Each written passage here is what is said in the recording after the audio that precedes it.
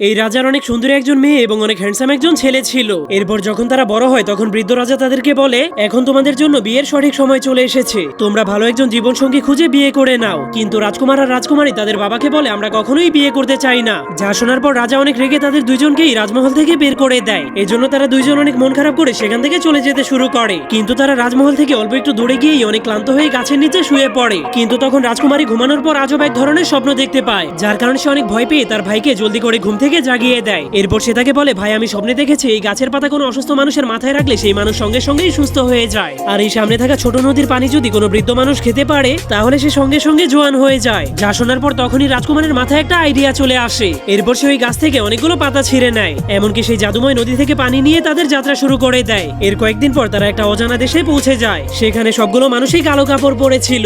এজন্য রাজকুমার একজন বৃদ্ধ মহিলাকে জিজ্ঞেস করে, আপনাদের দেশে কি হয়েছে? তখন মহিলাটা তাকে বলে, আমাদের রাজকুমার অনেক অসুস্থ হয়ে পড়েছে, এই দেশের কোনো ডাক্তারই তাকে সুস্থ করতে পারছে না। যা শোনার পরেই রাজকুমার তার সেই আইডিয়াটাকে ঘাটানোর জন্য সুযোগ পেয়ে যায়। এজন্য তারা দুইজনই ডাক্তার সেজে তাদের মহলে ঢুকে যায়। তখন রাজা তাদেরকে দেখে অনেক খুশি হয়ে জলদি করে তার অসুস্থ ছেলের কাছে নিয়ে যায়। এরপর রাজকুমারী সেই অসুস্থ রাজকুমারের মাথার উপরে সেই জাদুময় পাতাগুলোকে রেখে দেয়, যার ফলে কয়েক মিনিটের মধ্যেই রাজকুমার সুস্থ হয়ে যায়। এরপর যখনই রাজকুমার সেই রাজকুমারীর চোখের দিকে তাকায় তখনই সে তার প্রেমে পড়ে যায়। এরপর রাজকুমারীর ভাই সেই রাজকুমারকে সেই জাদুময় নদীর পানি খাইয়ে দেয়, যার ফলে তখনই সেই রাজকুমারীর চেহারাটা চকচক করতে শুরু করে। তখন সে এতটাই খুশি হয়ে গিয়েছিল যে সে রাজকুমারীকে জড়িয়ে ধরে বলে, আমি তোমাকে আজকেই বিয়ে করতে চাই। এই জন্য রাজকুমারী সেই রাজকুমারকে বিয়ে করার সিদ্ধান্ত নিলে তার ভাই তাকে দোয়া করে দেয়। এরপর সে একাই তার জীবনসঙ্গী খোঁজার জন্য বের হয়ে যায়। পরের পর্বে রাজকুমারের সাথে কি হবে তা দেখতে চাইলে অবশ্যই কমেন্টে পার্ট 2 লিখে দিন।